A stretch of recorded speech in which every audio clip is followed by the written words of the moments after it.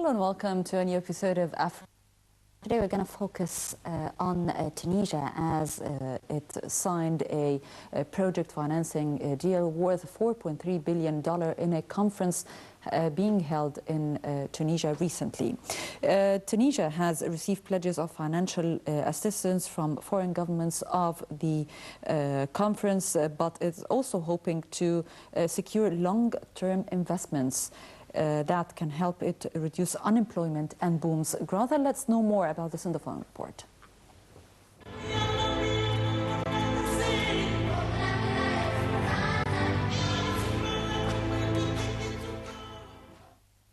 Gulf Arab states, France and international institutions stepped in with billions of dollars in aid for Tunisia as the birthplace of the Arab Spring tapped investors to revive a stalling economy.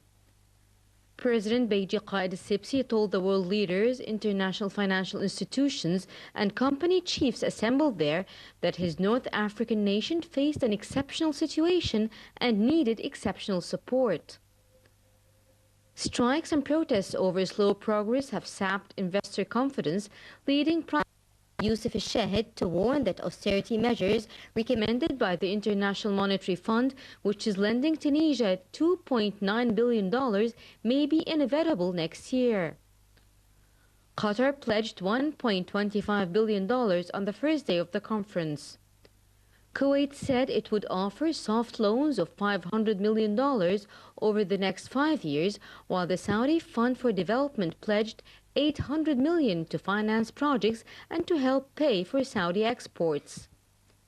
The Arab Fund for Economic and Social Development said it would provide loans worth $1.5 billion through 2020. Turkey pledged $100 million in exempt bank credits. Help came from other quarters as well, with French Prime Minister Manuel Valls announcing that the French Development Agency would channel €250 million annually for 5 years into Tunisia.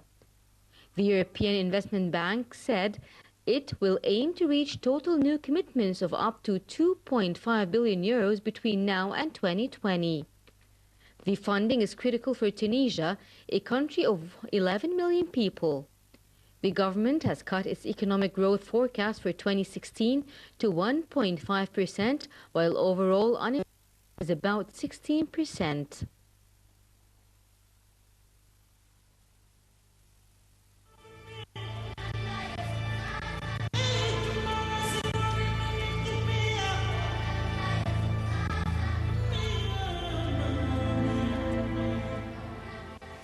Welcome back, and moving to Nigeria, where Minister of State for Petroleum Resources has said recently that the security effects in the oil and gas sectors had affected most of the fields in the economy of their country. And in the following report, we'll know more details about this subject.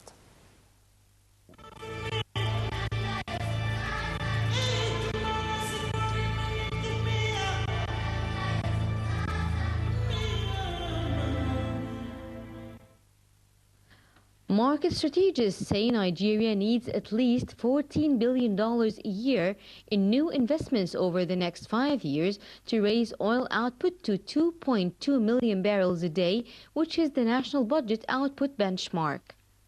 They estimate that about $9 billion a year is currently being invested in the oil industry from public and private sources. Oil production has recovered to around 2 million barrels per day after months of attacks, mainly by the Niger Delta Avengers, and oil installations brought down output to less than 1.5 million barrels per day. The Nigerian government has joint ventures with oil companies, but struggles to fund its share of commitments. Another factor hampering output is the lack of an updated oil industry law. The government has said it was working on oil and gas policies to attract more private investors and boost crude production by 500,000 barrels a day by 2020. Analysts say lack of an oil law has held back investments in the sector, while the government does not have the funds to operate the joint ventures for which it has a majority shareholding. The petroleum industry bill, stuck in Parliament for a decade, aims to tackle everything from an overhaul of state oil company, NNPC to taxes on upstream projects in a sector riddled with corruption. The petroleum industry bill, stuck in Parliament for a decade, aims to tackle everything from an overhaul of state oil company to corruption.